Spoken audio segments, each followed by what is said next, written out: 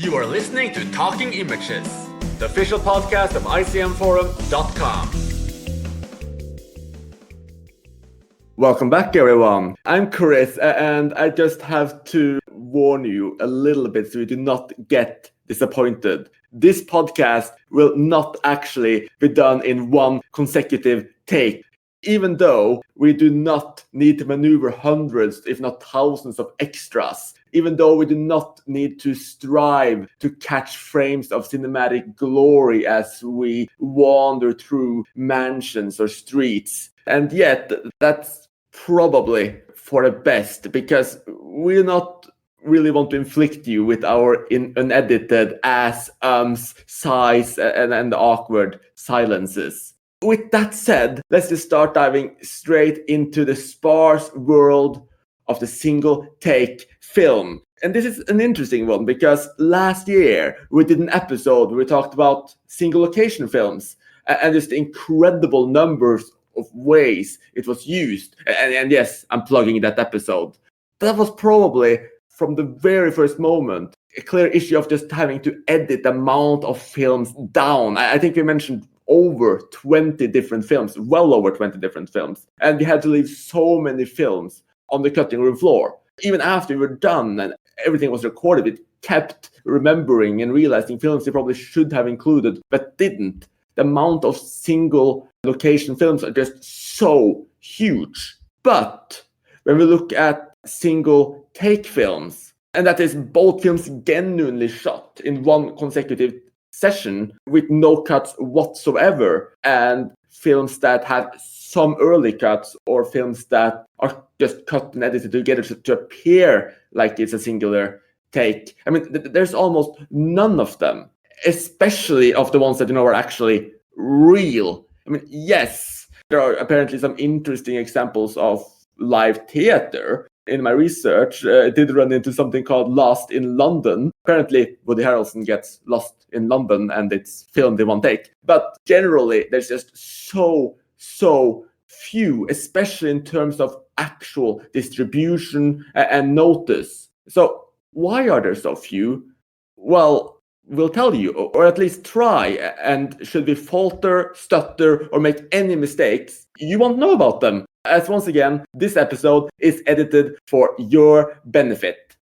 With me today to break down the biggest films and to marvel at just how they manage these technical feats are my two absolutely wonderful co-hosts, Clem and Mathieu. So introduce yourselves, guys, and let's get this started. All right, hey, this is Clem. I'm really happy to be back. Hi, this is Mathieu, and yeah, we are back from a break and ready to talk single-take films. All right, so just to get this conversation started, what's the first single-take film you remember watching, and what was your reaction? I think the first for me was Victoria, which we'll talk about later. And my reaction was to be very impressed. I guess I don't remember if I was told before that it would be one take. I think I was. But in any case, seeing it, I was thinking, I want to see more things like this. I want to see this done more. And I didn't know about Russian Ark. I didn't know it was already kind of a thing. For me, I believe the first film I watched, even though it's not really a one-take film, is Rope by Hitchcock. My reaction to it, I liked it. From what I remember, I thought it gave some kind of theater feeling that I really liked. Yeah, my first one was probably also Rope, though I have to be completely honest with you. I didn't remember it as a single take film. I'm not even sure if I was aware of it at the time, which is odd. I mean, it works really well. It's really suspenseful, but I probably saw it at the time and I wasn't really focused on how the films I was watching were made in the same way, and I just missed the fact that there weren't any obvious cuts. Yeah, I have this problem with aspect ratios. All the time I see reviews where they mention a film where, and then they change aspect ratios. It's amazing. And I'm like, okay, I'm sure they did. I did not notice it. It's just, yeah, sometimes if you're not aware of it, I guess if you're just absorbed by the storytelling or the suspense, you don't really think about the camera cutting and when it cuts. I think that's kind of like what people used to talk about as the magic of cinema. I think it's mostly a positive. It's you being really immersed in the film, which is arguably one of the goals of those techniques. And yeah, not questioning the technique too much. I think that's mostly good, but maybe less good to comment on films on a podcast. The podcast will comment on their films and how you comment on them. That's perfect. Yeah. I think I've taken them slightly towards, the meta element and enjoying how the film is made as well, which might also be why I'm very often drawn to one-take films, especially in preparation of this episode. It was really great watching and rewatching a couple of single-take films and just marveling at how they were actually done. And I know you guys did the same, but just generally, is a single-take film something you're drawn to? If you see something promoted as a single-take, is that something you take a closer look at? Definitely, it's something that makes me want to see a film. I don't know that I particularly seek them out. Some of the films I saw for this episode I had heard about before and I hadn't watched them before, so I don't really actively seek them out necessarily. But if I'm choosing what to watch in theaters, hearing that something is shot in one take does interest me. It just makes it stand out, and it's a technique I generally enjoy, even if I don't enjoy all the films. Yes, it's something I enjoy as well, definitely, which makes it even more a shame that there are so few one-take films that are being made. I think it's also why I enjoy them so much, because they're so rare and different from the rest, which could be why we are so interested in them. Oh yeah, absolutely. I mean, I guess if they were pushing out massive single-take films on the big screen every single week, it might not be something we would be talking about the same way. But for obvious reasons, that hasn't been the case yet. And there's just so much work that goes into making a single-take film. I mean, essentially everything has to go off well. What do you guys think is the payoff of all that work? Do single-take films manage to create an effect that regular films can't? I guess I would say definitely yes to that. Whether or not it works for the film is another question. Obviously, that depends. But single-take films, they do feel different than other films always, even if you're not aware of it. It's something that's unique. It's very difficult to do, obviously, for a bunch of technical reasons, but it does make a film stand out, not just in terms of marketing, but even watching it. Yeah, I do think it's quite effective, especially at being immersive. That's, to me, the main quality, even though it's not the only thing it can be used for. Yeah, I would agree with that. I think films taking place in real time are more immersive than other type of films, and there are two ways you can make that. A film in real time, you can just make a regular film with cuts, or you can do a one-take film. And I think adding this one take to real time is even more immersive. No, I absolutely agree. I definitely think that's an interesting way to differentiate between single-take films, the ones that are in real time versus the ones that aren't. Oh yeah. Because I feel like the one in real time, they really go for this immersive feeling, whereas the other ones, they do have that as well, but often it's kind of for maybe different reasons that they use this single take. So maybe it's a way to categorize, I guess, single take films, even though there aren't that many. That's a very good point, Matthew. And I think we're going to see that when we talk about these films as well, that this technical feat is used to create very different experiences, either putting you straight into the situation of the characters that you're following, or being used as a way to absorb you into something massive and just visually engaging. So I think you're definitely right there. And just building on what you just said, Clem, that you could technically get away with the effect of real time with cuts as well. And that's one of the main things I really thought about when I was watching Rope just a couple of days ago, is that at that time, I think we need to talk about this, it's the closest thing you could get to a single take, because it was shot essentially 10 minutes at a time, which was more or less the length of a film roll at the time. So it couldn't be longer. It was impossible. So unless you made a 10-minute short film, you couldn't have a real uncut singular take. But from Hitchcock's perspective, this was the only way, or the best way, to really drive suspense, to know that the body was always there, essentially. But at the same time, like I said, I didn't think about that single take the first time I saw it. It does move incredibly well. You get all of the close-ups, all of the large angles, etc. The camera is remarkably well equipped, to the point that even though it does feel a little like a play, it still feels quite cinematic. It still feels like a Hitchcock film. So it's very interesting that he went for that effect, and that he went for that effect in a time when it wasn't technically possible. I think in the case of Hope, it also helps that Hitchcock is such a playful director. I was very aware of the single take thing with Rope when I watched it, probably because I had heard of it. And all those techniques he uses to hide the transition, he's not even really hiding it that much. I mean, he's going behind the back of someone. I always feel when I'm watching a Hitchcock film that there are moments where he kind of winks at you, and the moments in Hope where he hides the cuts are kind of like that for me. And I think because he has that playful energy, and it's definitely present in Hope, even though it's a very dark subject matter, and I think that makes that conceit work better than maybe it would for another director at that time. Yeah, I would agree with that as well. When I first saw it, I don't remember if I was aware of the one take aspect of the film, but I thought it was interesting and unusual way to make a film, especially for a film of that time, because the film came out in the 40s. I remember a few transitions being quite obvious, but I think I must have missed some because I have only one or two cuts in my mind that are quite obvious, but I'm pretty sure there are some I must have missed. Because, Chris, if you said that he could only record 10 minutes at a time, it must mean he had about, 8 or 9 cuts? Yes, 8 or 9 cuts, yeah. Yeah, and I think I only spotted like 1 or 2. So maybe I wasn't paying attention, or maybe he achieved what he wanted to do, is this one-take illusion. Yeah, I agree completely. I mean, I was actually trying to play a little game while I was watching it as well, and spot the cuts, and I couldn't. Like, I caught the obvious ones that you were talking about, like the one where it glides into someone's back and it goes dark for a second, or when they shoot a door and there's no one there for a second, or when they go over the box and no one's there for a second. But in most cases, I couldn't be sure because it's just done so well. Like the characters are still moving around the screen. There's still action going on, and somehow he manages to catch them at the exact right spot. So it's just really impressive to me how he managed to create that illusion. Yeah, same as Clem actually. I thought it was 3 or 4 shots, not like 8 or 9. I think what helps also with Hitchcock is again his general style, is the fact that he loves inserts, and so that's, as you mentioned, the box, right? It helps with transitions when you're looking at just an object. He was kind of the perfect filmmaker for it at that time.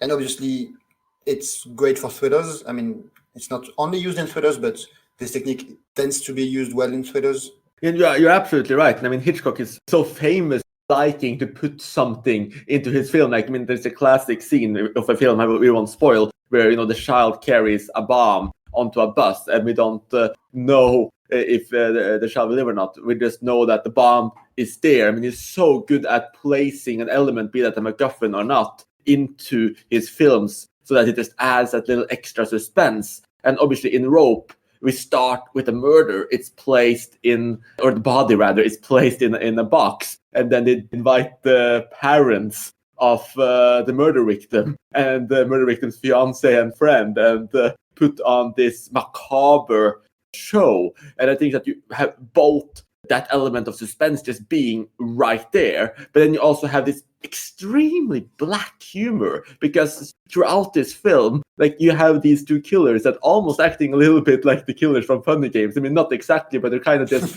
winking and having fun, and at least one of them especially is just really enjoying the show they're putting on. Yeah, and James Stewart spewing the most terrible ideology you've ever heard. Oh, yes.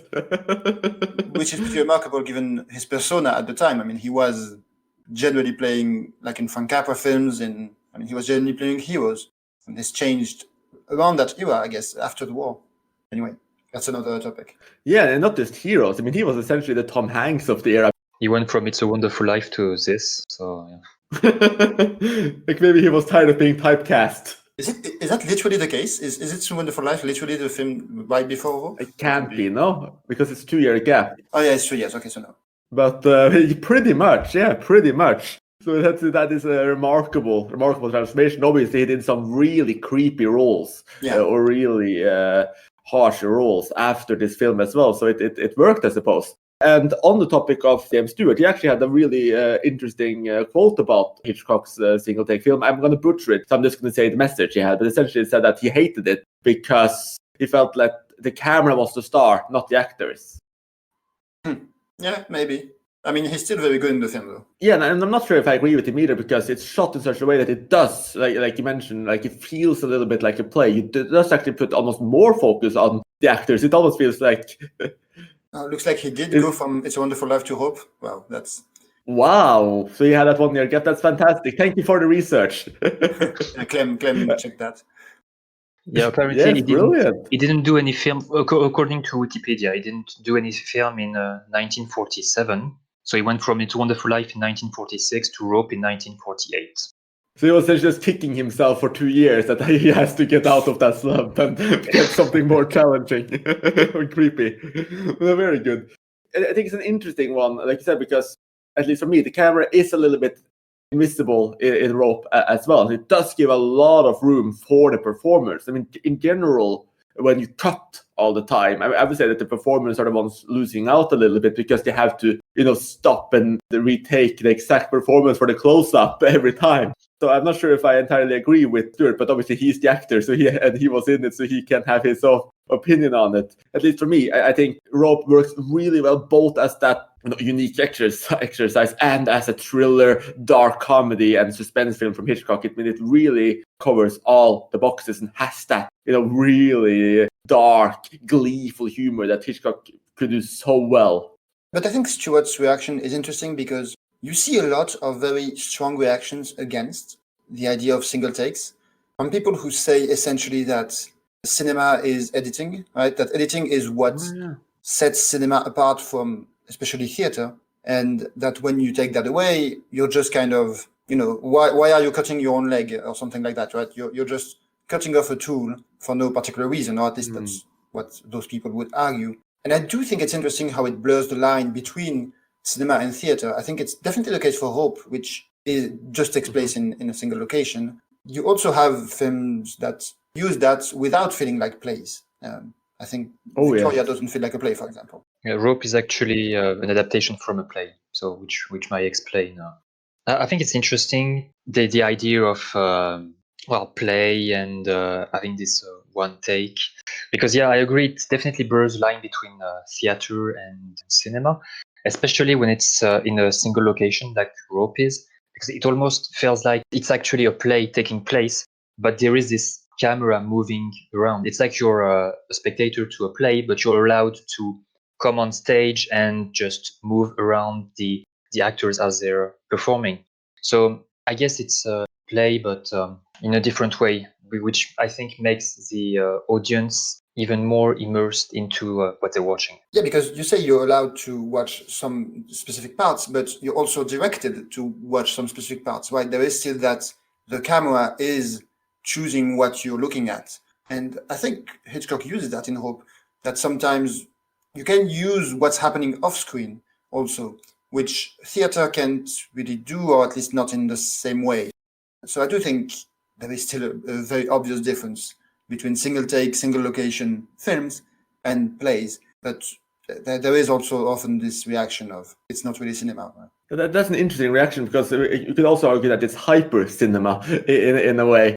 But continuing the trail of play adaptations into an adaptation of one of the most famous plays of all time, Macbeth, we do see that Bela Tarr, who's very famous for his long takes, but shockingly only did one arguable single take film, which is this one, a Hungarian TV movie from 1983, which is only a little bit over an hour long and is composed in 2 takes, mind you, but one is the intro of about 5 minutes. The opening credits come on, and then it really is one consecutive single take, all taking place in a castle. As you move from room to room, we look down, we look up. And what's interesting in contrast to Rope is that at least I don't interpret this to be intended to be in real time. We cover so much in the matter of an hour of the play. We move from large scenes to feasts to night to battles, all through this short space. And it's so, in a little way, it's rushed. It's relatively minimalistic in some way. In other ways, it's quite massive, because you run into these large set pieces that really surprise you. And I think this is also a really good point of what was mentioned earlier, that it's different from a play because you can do different things. Like when you go from a room where someone is alone into a setting that's a large party in a matter of a second or 2 seconds. That's something you can't do in a play. They're right there the entire time. It's just that the camera isn't showing them. So I think these kinds of techniques are really interesting to observe and experience. And I think Tar really brought something different to Macbeth. Yeah, so this one is really blurring the line even more between cinema and theater. It feels at times like film theater, but obviously it's not, in the way that we move around the sets. And there's specifically a shot where Lady Macbeth is looking upon a murder, and we look at it with her, essentially using the depth of field, right? Which is something you couldn't do in theater. That's a great moment. Generally, I do think the single take hurts a bit of the narrative because it has to be abridged so much, presumably because of the logistical issues. And I think if you saw this version of Macbeth without being familiar with the story, you would have a really hard time really getting invested into it, because everything moves so quickly and major characters like Banco barely get times to really get introduced. I do think it works. Generally, it has this very eerie feeling, which is very appropriate to Macbeth. And there are some great moments. The one I mentioned earlier, and when you have the mists coming into it for the battle near the end, that really has this kind of universal feeling. The way it compresses time gives this story, this fable aspect, right? This is not really a story, it's a fable about humanity in general. It's not just about these characters. I think there's something there. It doesn't work as well as it could maybe, but I do think it's an interesting experiment. And it certainly made me think that I would have been interested in seeing Bellatar make more traditionally narrative films. I think he would be quite good at it. I mean, he's good at what he does anyway, but this is much more plot heavy and dialogue heavy than most of his films. Well, as someone who never read Macbeth and didn't know anything about the actual story of Macbeth before watching the film, I have to agree it was a bit messy at first. I got the general idea. I understood quickly what the film was about, but I'm pretty sure I missed a few things about the story because of how short the movie actually is. That being said, it's a fine film overall. I wanted to mention, well, the one take aspect of the film. I agree with what has been said already about cinema giving the opportunity to be able to move from one scene to another very quickly, which is something that cannot really be done when you're watching a play in real time. I think it creates an even more immersive feeling that you're actually there in the castle with all the characters. Something I was also trying to figure out was if there were any cuts in the 1 hour film, because I couldn't really spot any. I guess I could spot one or two occasions where he could have cut the action, but I couldn't find for certain any point where I knew for sure it would have been cut there. So I don't know if it's really a film that has been made completely in one take, or if it's just the illusion. I don't know if you guys have any information about that. Well, I do. I did look it up, and from what the information is actually available, what people are saying, that obviously people could lie, it was indeed one real single take, which is very impressive, especially for the time and the fact that it's on TV. I mean, this was essentially, barring the intro, this was essentially the first real one-take film in a way, like, unless you want to talk about something like The Lumiere Brothers. Andy Warhol film, yes. Empire. Unless you want to talk about Empire by Andy Warhol. Yeah, I'm surprised no one watched it for this podcast. Yeah, I mean, at some point I will watch it. We bring Empire up so many times. It's almost like an in-joke at this point. I think it exists solely to be mentioned in this context. I don't think it exists to be watched. Yes, that's the only reason. Well, that's kind of the reason it existed to begin with, because it was, an installation piece. You weren't meant to see all of it. We were supposed to spot it and talk about it. So we're talking about it. We have essentially seen it. Exactly. Can we check it on iCheck Movies then? Yes, we can. We have done the main cultural aspect of this. But to get back to Macbeth, I think I completely agree. Just because all of us actually saw this film yesterday, which is why it's so fresh in our minds. And I hadn't seen it in probably 6+ years. And it did go down a little bit in my estimation. I think that the first time I was marveling over just how it was done. At that point, there weren't really that many single take films at all. I mean, that was long before Victoria, that was long before 1917, Utøya, etc. Like, essentially, it was just this and Russian art that was hanging around as any kind of notice. So I think I just really dug into just how impressive it was done that way. But this time, I agree with you, it's really abridged. There's some elements in that works really well, like the way the ending works, for instance. I'm not going to say what it does, but essentially it's just so fast. You have the battle and then the conclusion, and this just comes together with some of these musicians come in front of the fighting and the smoke, and it ties over into how the film ends. It's composed really well, it's shot really well, and it has this kind of ultra short style that is almost reminiscent of Robert Bresson. It has so many good qualities in that way, but yes, it just feels really, really, really rushed.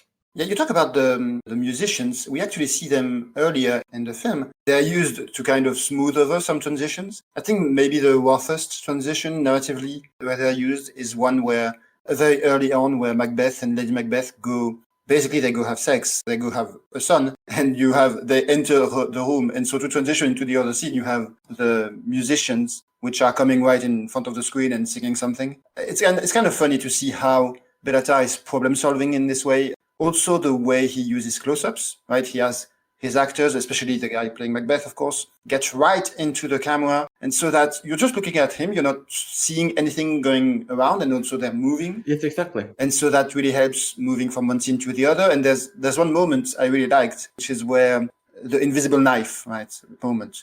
He's talking about the knife and he's holding nothing. And then his hand goes a bit off screen. And then when it comes back, he has the knife in hand. That's just a good moment. It's kind of a Hitchcockian moment. It's kind of a wink again. Whether or not it's intentional, it's just what you have to do in this situation. But I think it worked quite well. And Macbeth is probably one of the best plays to do that with, aside from the length, because it has this very surreal feeling. So compressing time in this way maybe works better for it than for others.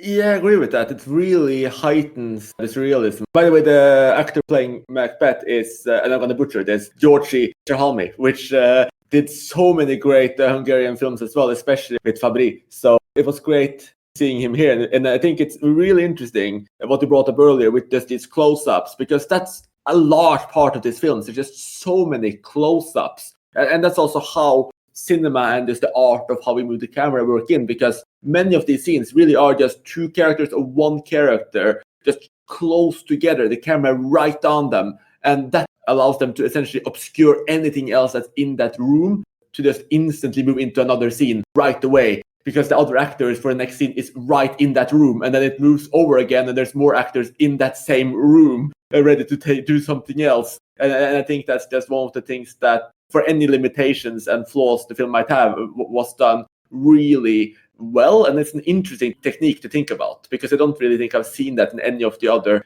single take films we'll be talking about today. And as we talked about, I think we've gone through most of what we can say about Macbeth now. For a long time, like I said, there really weren't that many single take films. There was Rope, which was in several takes but cut together to make the appearance of a single take. You had Macbeth, which was in 2 takes, but at least had that one almost hour-long consecutive take. And then in 2002 was the film, again, barring Empire and a few other films that didn't get much notice, the very first film to really delve into the single take aesthetics and really be shot in one single take, and even more impressively, shot over one single day. They had to run through it a few times, of course, but it really was shot in one day. And that is Alexander Sukharov's Russian Ark, which is a bit of a sensory overload of Russian history. It's set in the palace of the old Tsars, entering in a mixture of the actual museum, discussion, past history, as just everything blends together in this unique, visceral, bizarre, colorful, massive experience. And I'm going to stop talking now and let you guys take over. But I rewatched Russian Ark this week as well. I've never loved a Sukharov film before. This film did not quite work for me the first time, but this time I was really absorbed into it. It won me over, finally. And I know that you guys might have a much closer tie to Sukharov, so just jump into it, guys. I don't think I'm particularly a Sokurov fan. You've probably seen a lot more than me. But I do like Russian Ark. I think it really gets into what we just talked about with Macbeth, with that dilution of time, right? And so in this case, Sokurov is making a film essentially about history, or basically 18th to early 20th century Russia. But by compressing it all, he's really making a point about how this is one thing, how this whole era is all comprised of one thing, that the Hermitage, the museum in which this is all filmed, really encompasses this. It's really interesting to look at how this film is in relation to the museum, because one criticism you could make of it is that it kind of feels like an advertisement to come to the Hermitage, right? Come to the Hermitage, it's great. That was my first thought too. I watched it actually in a public library, this film. I remember it quite well. And I think maybe that emphasized this feeling of kind of vegetable filmmaking, if that makes sense, right? It's eat your vegetables. Yeah, I think it's kind of fascinating the way Sokurov uses this device, the single take device, to dilute time. And one of the other interesting aspects, I think, is the narrator. The camera is kind of you in Russian Ark. That's what gives this the advertisement for a museum feeling. It feels like you are walking through the museum and walking into these various scenes from history, and you have a guide, essentially. The use of this guide, I think it's quite interesting in the way that this single take idea sets it apart from quote-unquote normal cinema. You would not do this in this way without this technique. You would not have this narrator coming along and commenting. Again, because it is a film about history, you need to have a historian there, because you show how the narrative shapes what we think of history. But I guess I don't have a specific point. I just think it's a very interesting film. It's not one I love, because I don't like museums. Don't really enjoy spending time in them, despite loving history. But I do think it manages what it wants to do quite well. Regarding the guide and advertisement aspect, I think it's also helped by the fact that this is the first film we've mentioned that actually breaks the fourth wall, and there's actually someone talking to the camera, compared to Rope or Macbeth, where it's just a play taking place and the camera is just there to film what's going on, and the camera is not supposed to be you. Regarding Russian Ark, it's a film I sadly haven't had time to rewatch this week. I really, really loved it when I first saw it a few years back. Not really for the one take aspect, which I think is nice, but I was really impressed with all the work that they did on the visual aspect to take us through a part of Russian history like this on such a beautiful place filled with so many figurants, and pretty much being able to tell us a story of a few centuries in just 90 minutes, I think. In this way was, I think, a very impressive thing to do, especially once again filmed in such a beautiful place.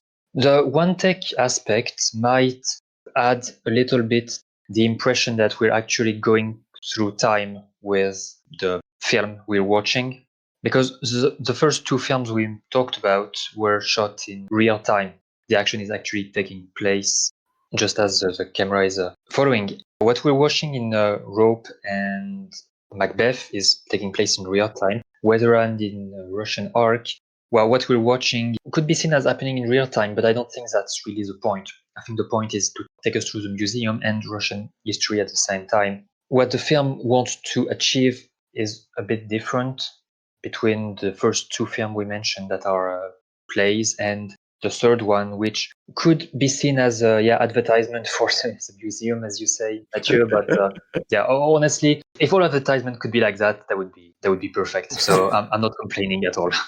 It's worth noting that the museum director was literally playing himself in the film, as found several other top people working there were themselves either talking to the characters in the specific museum scenes, showing them things, explaining things. So it does really have that advertising effect, I guess, in a way. But for me, the film and the single take, what it does is that it bombards you with shocking and surprising images, because you can go through a corridor of an actual museum and suddenly you slip through time and you're just in the middle of real events, seeing them at this large, massive scope as you're being immersed in them. And it's almost like you have to be glued to the screen at all times, because suddenly they open a door, suddenly they turn around and something else is happening. It's really impressive. I just want to get back just a second. For Macbeth, I don't agree that it's real time, because the events in Macbeth particularly take place over a large period of time, right? Macbeth becomes king, and you have the son who goes away and then comes back with an army. I mean,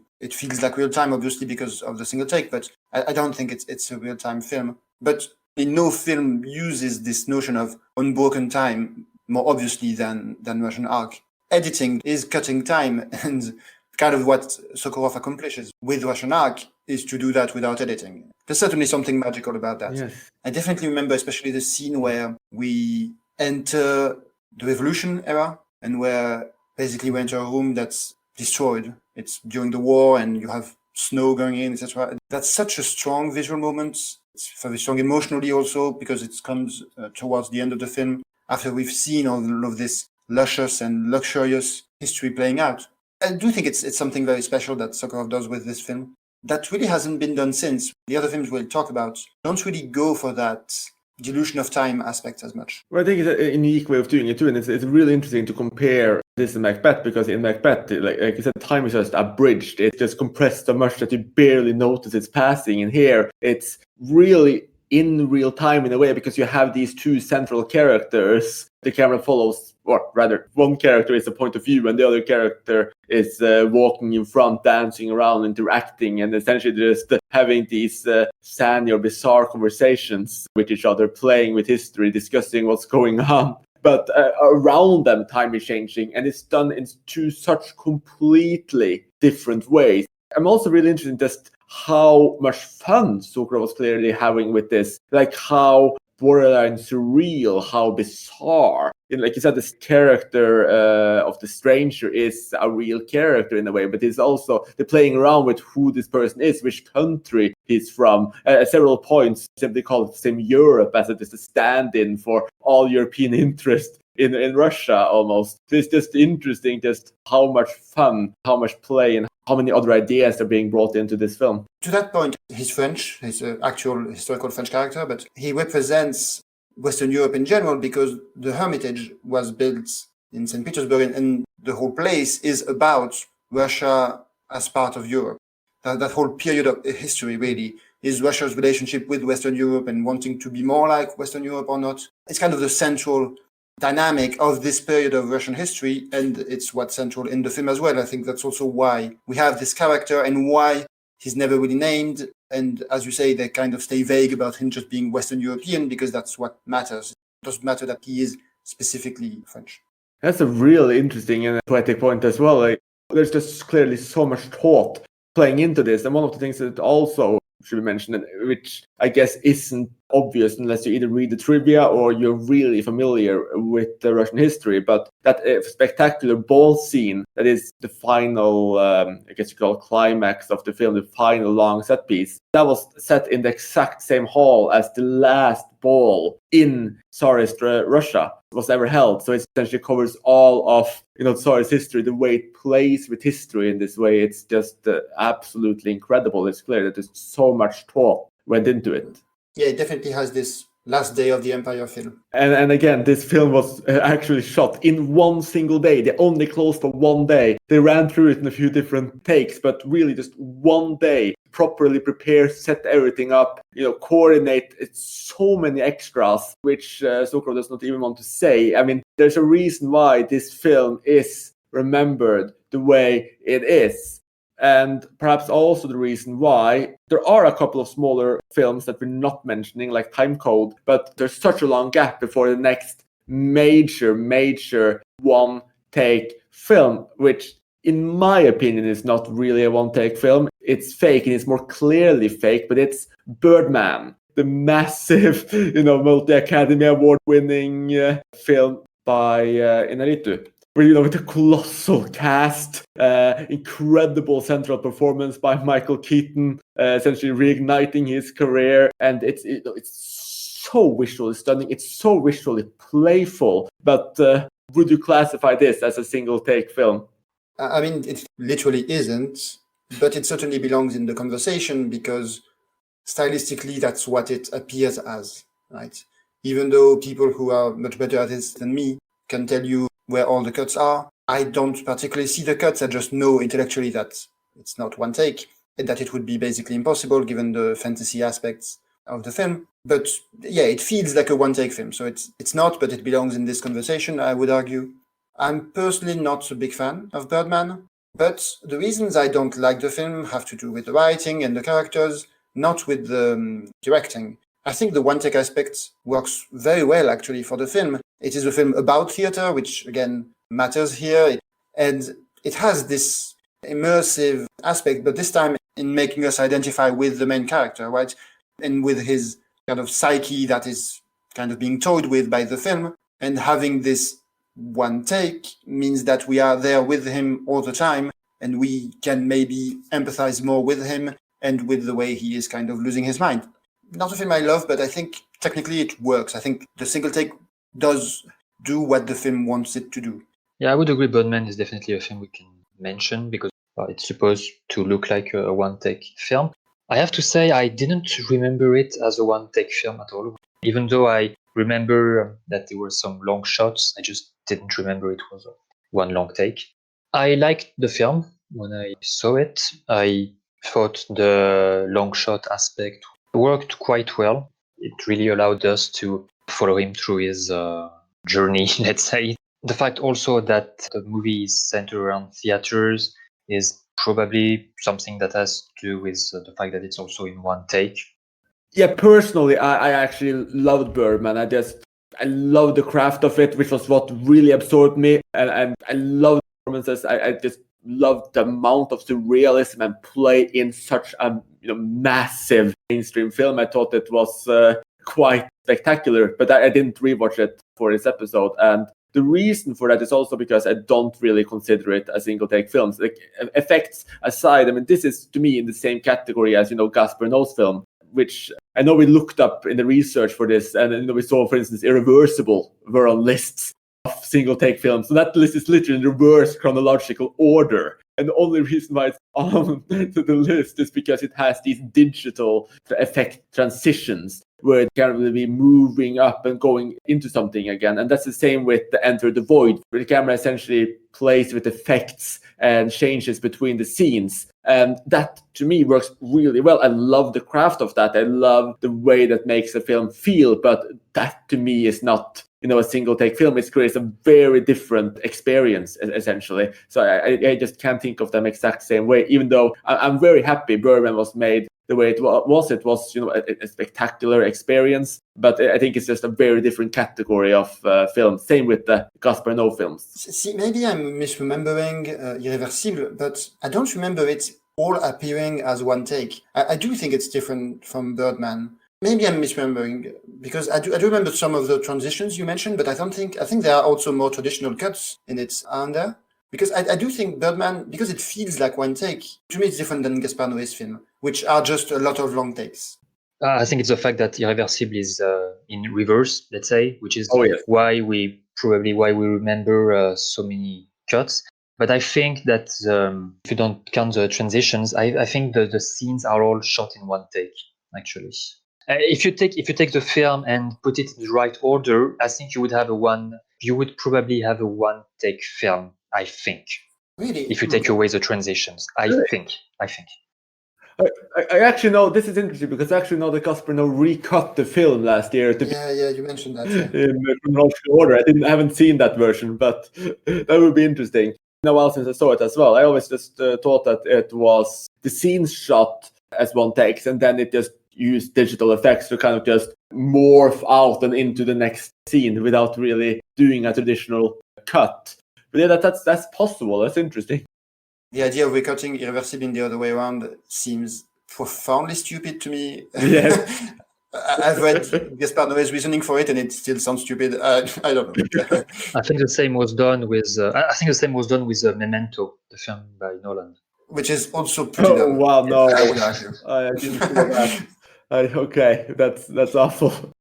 I mean, it's one thing recutting Arrested Development, but when you recut Memento, wow.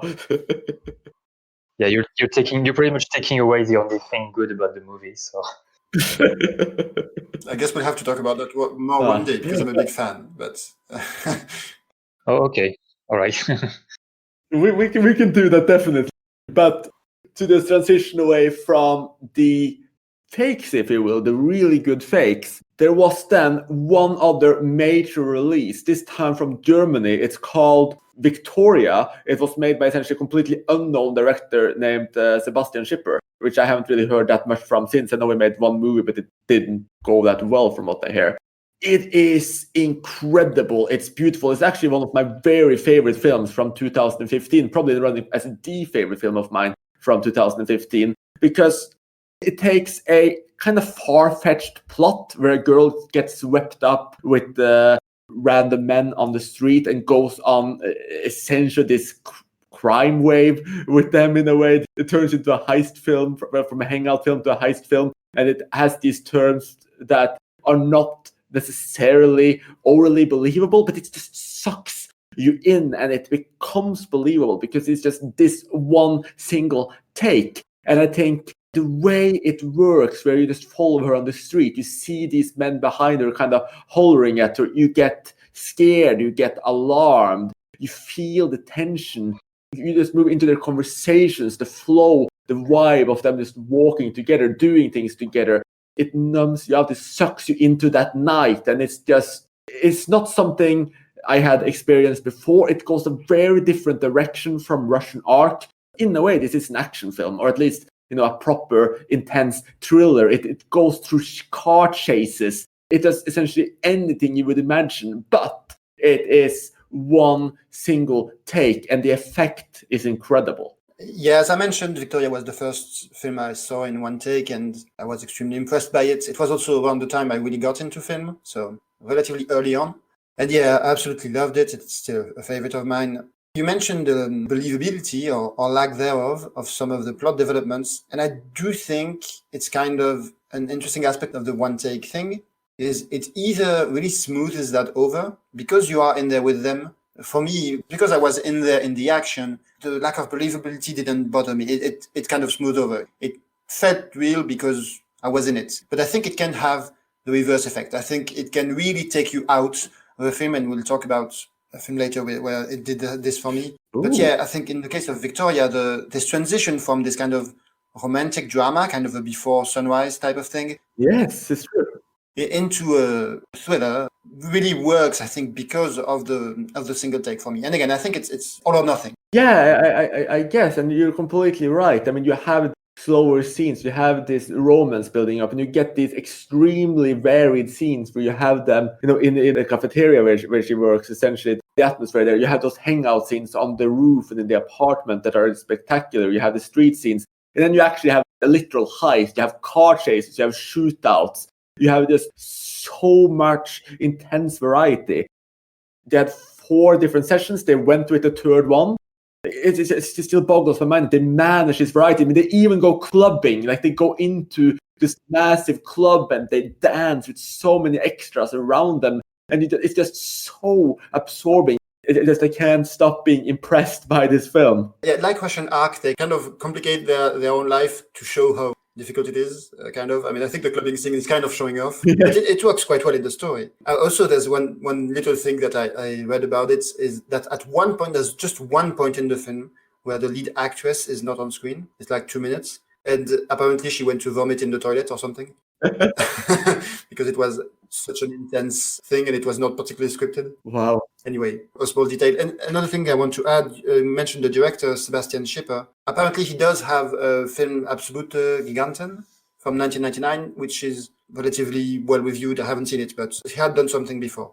I claim you haven't seen that one, correct? Yeah, I haven't seen it, but I guess I would have to see it, because you guys are... Yeah, because apparently you guys liked it, especially you, Chris. You managed to sell it quite well, so yeah, I'll have to check it out one of these days. I'm looking up Schipper, and yes, he had actually done 3 films before. I would love to see something else from him, but at least in this film, it's incredible. There's the amount of transitions he manages to do. And comparing it to Russian Ark, I mean, Russian Ark was in one museum. This one literally spans, a city.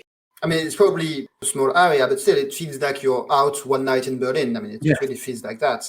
And you go to many different places. And I do want to say the lead performance by Laia Costa. She hasn't done that much since. Not that I'm aware of, but she was great in this film. Really anchored the film, which is important because we basically all the time with her. And I think that's a nice tie-over to the next film as well, which I guess takes place in a smaller location, but also feels incredibly intense and a bit more personal for me as well, which is Utøya, 22nd July, which is the story of the terrorist attack and massacre in Norway back in 2011. It's the most disturbing, most extreme attack in Norway since World War II. And it shook the country to its core. I think everyone knew at least someone affected by the massacre, because if there's so many people involved in one way or another, this is a film that takes the single take shot in a different direction, because it's depicting something that was real. It's a fictional story, but it was in conversation with the survivors. It's taking real elements from the story. It feels just like the stories we heard after the massacre. And the whole idea of the film, which is why it's incredible, why it could almost be imaginable to be shot any other way, is that it literally takes place in this exact same time as the massacre happened. So it goes over the 72 minutes essentially, or a little bit longer, because it starts before the shooting starts. But essentially just lets you be there the entire time. You feel like you're there. You feel the trauma of the characters. And before I let you guys speak as well, I think the reason why I didn't see Paul Greengrass's July 22nd, which is film release, I believe, the same year and follows the terrorist, because that would be even more raw. But this film, it doesn't show the terrorist at all. There's perhaps one shot which you could make out to be him. What we actually follow is we follow their faces. We follow the teenagers and children as they're hiding, running. We just stay from their perspective the entire time, even as some of them die. We only see their perspective. We see the hurt and the pain and the terror of the event, rather than actually glorifying, giving any notice to the terrorist themselves. I think that's just a really beautiful touch. It's a really powerful touch, and you really feel that you're there. And it's just probably one of the most powerful experiences I've had cinematically in a long time. But that's also because of just how close it feels, because unless it's been mentioned before, I am Norwegian. I knew at least one person who was there, and it's still a quite raw experience. Yeah, it is a very, very intense film for very intense subject matter. It really uses this single take idea to put you into someone's skin, right? It's to go, what if you were there when this was happening? And it succeeds. I think it's almost traumatic to watch it. It's so intense and so hard to watch at times. You have to kind of cling to the fact that I didn't know this for sure when I watched it, but I assumed those were fictional characters, even though obviously the situation is quite real. You do see actually Breivik, the killer, a few times, but always from a distance. He's kind of treated like a horror movie monster in some sense. Yes, exactly. Though I think it's also a question of whether it is him or someone else, because you kind of just see the shadow of something you don't know. So it's always this question of if it is him or not as well. So it really feels like it's him. I think it's 2 times we see him, because he's walking very calmly, and no one else is calm in this whole thing. Yeah, and there's also a point where the film uses sound design very well, where she's hiding in a tent, and we just hear very quiet steps. It's unclear whether or not it's him at that point. So yeah, I think it's a film that really succeeds in what it's doing completely. There is something a little obscene about it. I don't know if it's the right word, but it's very uncomfortable to watch. It's supposed to be, but yeah, I don't know what to make of it. It's hard to process in some sense. Obviously, I don't have the closeness you have, Chris, to those events, but needless to say, they were similar, not quite similar, but still terrorist attacks in France in the past few years, and I don't know about the claim, but similarly, you know people who were kind of connected to those events. And I don't know if I would like to see that for those events, right? No, exactly. It's just, there's something that feels wrong about it, but at the same time, I can't fault the film for, again, it does exactly what it sets out to do. And it uses the one take technique for this purpose extremely well. I think it's extremely effective. No, I agree completely. And like I said, it really just feels like this horrifying creature in the distance. And the way that it just really focuses in on these people, how these survivors and obviously some of them die, their experience and only their experience of the event. I think that's why it was received so well in Norway and why it didn't feel that macabre, to me at least, because it's really respectful to the survivors and the casualties, and it was made in conversation with them as well, and it walks such a fine line on doing that. And just one more point, in many films, like if you watch a horror film, it does to a slight extent feel a bit like a horror film because it's just so horrifying. There's this thrill, right? If you watch many horror films, there's this thrill. When will this person die? Will this person die? Oh my God, there's bullets there. Something's going to happen. And I think in this film, that's not there. You don't want the killer to come. I think that's probably one of the things that the film managed to do so well. It has this long, quiet moment where they're just hiding maybe 10 or even 15, 20 minutes in the same spot, just laying down, whispering, the camera going into the rocks, showing their faces. And you don't want the killer to come, even though there's such long set pieces with limited talking. You don't want anything to break that up because it's so tense. And I think the way it managed to do that, the way it never invited any kind of glee at the violence or any kind of excitement from the violence, I think that's so rarely done. It makes the film even more powerful. Yeah, I agree with you that you definitely don't want things to happen to the characters on screen. I think especially the way the film uses the sound of the shots that are constant. It feels like a traumatic event. It feels like you're having a traumatic experience when watching it, which whether or not that's something you want to do is up to you, I suppose. I do think there is something in the film about the difficulty of inaction. I think that's right away in the start of the film, because these people they're confronted with this thing, and you see how difficult it is to hide, to just do what is probably the most conducive to surviving, which is nothing. There are several scenes in this. I mean, the main character has, I don't think it's a spoiler to say, she has a sister, and she's mostly motivated in the film by finding her sister, who's on the island.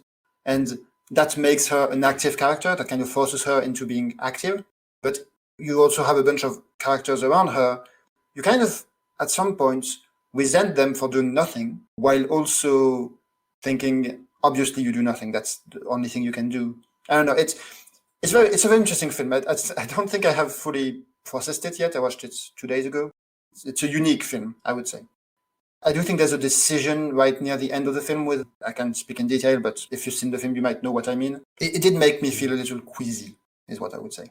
I think that's the experience a lot of people go away with as well. And I think it just speaks to the power it has in a way, I guess. I mean, we could talk about various flaws, various things that weren't done necessarily that well as well. I'm sure there's things to pick at, but I think just as an experience, it is unique and almost unparalleled in just how unnerving it is, and also how it uses, like you said, in action. And I never felt contempt for the characters doing nothing. I wanted them to do nothing, but I can see that view as well. Yeah, it's a contradictory feeling. And yeah, I think just cinematically as well, if you can just disconnect from the actual emotions a bit, I think it's really interesting because I don't think I've seen it done before. The way of keeping tension and horror for such a long time with inaction. Like when you have people hiding for, say, 10 minutes plus, just hiding and still managing to keep that tension. I think that's something that I guess was amplified by the single take, by the way it's shot, by the emotions, and the fact that it worked when it just cannot think of that working in that way in this kind of, it's a little bit wrong to call it mainstream, but I mean, it was a big film in Norway, and it's just, I can't think of any other bigger films that would do that and manage to maintain suspense that way. Well, I guess if we want to transition into another film that also takes us into extremely violent and difficult situation and uses this technique, I guess we can talk about 1917. Yeah, that's like going into the terror of World War I and all that death and all that killing almost feels like a bit of a lighter topic almost. So thanks for that transition, Matthew. And 1917 is not technically a single take film. It's a 2-take film. It has a very obvious break where it also switches the time of day. But with that exception, it does belong in this conversation, and it is also arguably the very biggest film to ever use this technique, and the one that really pushed shooting things in one single take into, the ultimate mainstream conversation, because essentially everyone has seen it. People were seeing it at IMAX. It was such a massive experience around the world. And I'm assuming this is the film you were hinting at earlier that didn't quite succeed in some of the real-time things you were talking about. And I'll agree with that. But from a craft perspective, I really enjoyed it. I thought it was a really strong experience with some great effects from the single takes. But maybe we can jump to some of the flaws before we turn this episode into a complete phoning exercise. Okay, so 1917, I only saw it yesterday. I didn't have the chance to see it in theater. Ooh. I quite liked it. It's obviously not a one-take film because it has a very clear shot in the middle, as you mentioned, Chris. I thought the idea of following these two soldiers to deliver a message to another battalion through the battlefield was quite a good idea. To do it in one shot, it really feels like you're with them, accompanying them throughout their quest. I think someone mentioned in the comments of the iCheck movie page that it reminded them of some kind of video game, because you have like this quest that you have to do, and you do it throughout the film in real time. I kind of see where it's come from, even though I didn't thought about it at all when I was watching the film. I think also the first and the second part are quite different in tone. I think the second part is much more violent, let's say, and the pace is much faster, which was a nice change of pace, even though I like both parts equally. Maybe I prefer the first one a little bit better. As for the one-shot technique, as I said, I think it worked quite well here. It gives the opportunity to do some great shots, like at the beginning when we're following them in the trenches.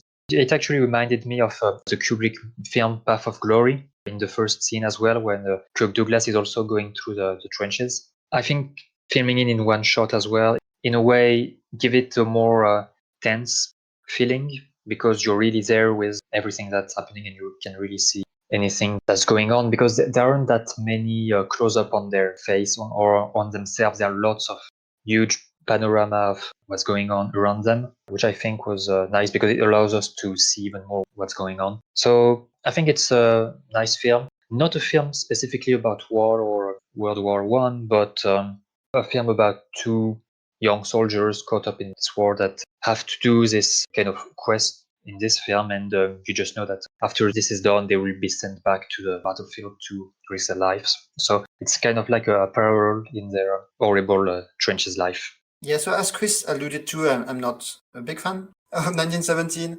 What you brought up, Clem, with the video game, is a discussion that was very prevalent around this film, which makes sense with the single take thing, especially when you have a POV. Mm-hmm. We didn't talk about it for Russian Ark, but when we say it's kind of like visiting a museum, you could also say it's kind of like a video game taking place in a museum. For 1917, in the end, it's not so much of the video game I would compare it to. I would more say it's like a World War One theme park. And yes, I do mean that pejoratively. I don't know. This is maybe kind of unrelated, but there's a very famous quote from Jacques Rivette in Les Cahiers du Cinéma talking about traveling shots, where he said, traveling shots are a question of morality. And there's something similar to me that plays out in both this film and Utøya in the use of single take. I don't want to condemn them. I'm not an authority to do so, certainly. But because of the intensity, because you are placed with them, there is something uncomfortable to me morally about what's going on in these films, but much more in 1917, actually. I think Utøya, because of its focus, works better. It's also maybe the writing.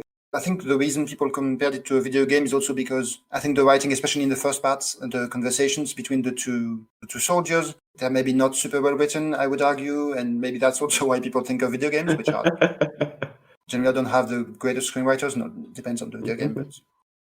And yeah, I don't know. I think 1917 is remarkable in terms of technique, right? Oh, yes. Roger Deakins won the Oscar for it. It looks amazing, especially in the second half, those night scenes with the town on fire. there's really nothing to say about that. It's just amazing in terms of visual storytelling. I don't know what it is about this technique. It makes me feel uncomfortable when we are in situations like this, which are not only tragic, but also real, even though these are fictional characters. And yeah, specifically this film felt like, the theme park to me. It felt like, hey, visit World War One. I never thought of it that way. Well, I think it's a very different film from the usual war film that we see. We don't see like their day-to-day life in the trenches. We don't see them charging the other army. So I understand what you mean by the theme park. It seems like we're just taking a walk through what's going on and not really seeing any actions apart from a scene where planes are fighting, and towards the end where we see a little bit of English soldiers coming out of the trenches to charge.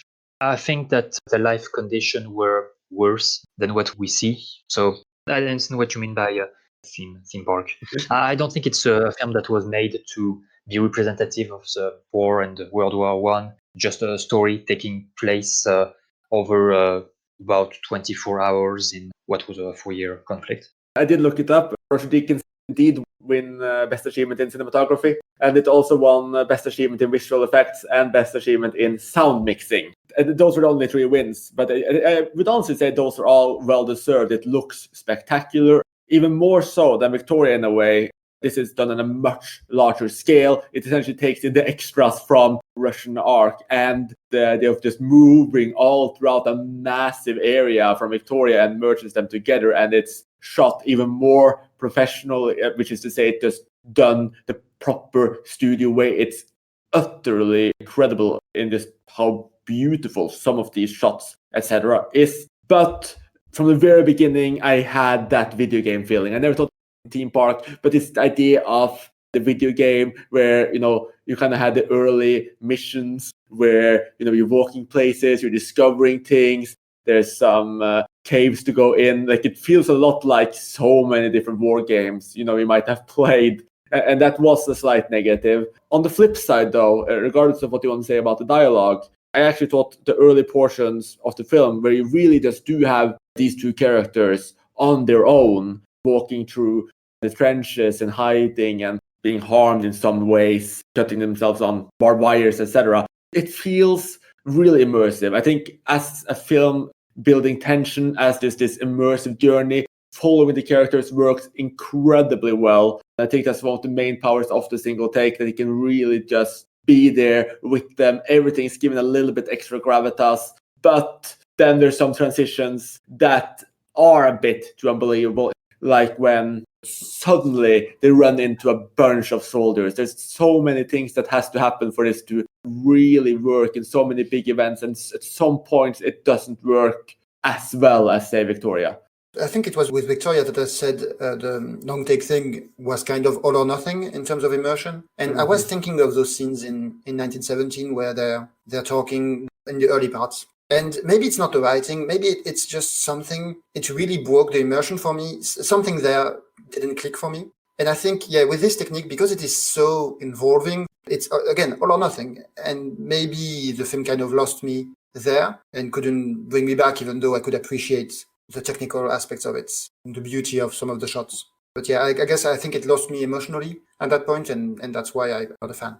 I agree that the story is not particularly incredible or something that has never been done before. It has a few war film cliches throughout. But I don't think the story is necessarily the most important part of the film. At least in my eye, I just saw it as 2 guys having a break, let's say, from their life, their soldier life, to just have another mission delivered to them. So I don't think it's supposed to be necessarily something that represents what day-to-day life in war is, but just this quest type of film. And I think it mainly exists to give you that immersive experience and to be able to have that one or rather 2 single takes. I think that's really the main thing about the film. As someone who's really drawn to the technical elements of film, that really worked for me. Overstepping poor writing and cliches, I think that's why I really enjoyed 1917. I think probably that's why a lot of people enjoy 1917, because it is done so well. It is so impressive. I didn't manage to see it at the cinema. I would have loved to, but it is the way this film is made that really is the standout here. And perhaps the performances, perhaps, obviously there's all of the staging, etc., which all goes into how it was made again. So I wouldn't credit the story with the success or the strength of the film. But I do like the idea you put forward that it is all or nothing, and that when there's no cuts, when there's no variation there the entire time, something can keep damaging the experience all the way through. So that's definitely an interesting take as well. It's something we're considering for anyone trying to make a single take film. Now, I do think actually this is the last one, or the newest one, that all of you guys have seen, right? Yeah, absolutely. I saw one more on the recommendation of Tom, who fortunately isn't here today, which is called The Body Remembers When the World Broke Open, which is, I guess, a bit of a poetic title, but it is a really powerful film. And I think it uses a single take in a very different way that we're used to as well, because it takes us into the aftermath of domestic abuse. You do get a bit of an introduction, setting up the lives of two women, which is not done in a single take. It's kind of like, just like Macbeth, you have a little mini intro first, and then the title comes on screen, and then it's a single take. Essentially, that single take to start with one of those women standing there, bloody in the rain with no shoes on her feet, as her boyfriend is screaming from the other side of heavily trafficked road. Abuse. You have this horror element. These two women bump into each other for the first time, and the woman who arrives on the scene takes her away to safety, and it just starts this slow, brooding, very emotional look at that abuse, look at just what happens there, what are the thoughts that goes through it, and it just feels so real. And probably in part because it was inspired by a real event, and the co-director and co-star, probably going to butcher the name, but El Maya, Tailfeather's life. It just feels like you are right there with these women, as you have one of them, Ayla, being just this supportive, suggestive, cautious, unsure. She's just kind of giving these little suggestions of, shouldn't we call the police? Like, are you okay? And then you have the other woman, Rosie, who's just hurt, rude, crude, kind of lashing out, being abusive herself a bit. And you just kind of experience this relationship grow, and just the way they deal with solving it, trying to find Rosie help, being there in the room with them, being there as they drive somewhere else. I'm not going to tell you anywhere of where it goes, but it just feels like a powerful experience of real life. And it's kind of this story that you never really see before. And it's again shot in absolute real time. So it's just like, this event happened over 90 minutes. This is how it felt. This is the experiences of these women. It allows you to have these more quiet moments, but in a very different way than, say, Utøya, 22nd July. It's really powerful. I would definitely recommend it. It's a Canadian film and an indigenous narrative as well. Both of the main actors are indigenous, and it kind of delves into some of that as well. It's a beautiful film. It's a powerful film. Definitely something to be recommended. And as you guys haven't seen it, I won't ask you to comment, but I do think that over the last 2-3 years, we're seeing a bit of a emergence of these single takes films. Like, there was another relatively big one from Norway called Blind Zone, which I haven't seen yet, which is also a single take. And you kind of have this just over the last 2-3 years, you're getting 2-3 big single take films. And technology is getting there too now that it's possible to make more of these single takes films. So what do you think the future of single take films are? Do you think there will be more of them, and how do you think they'll develop? I think we'll definitely see a lot more. As you mentioned, the technology is a big factor. First, digital filmmaking. I think Question Arc was made specifically because Sokurov went, now that we have digital cameras, we can do this much more easily.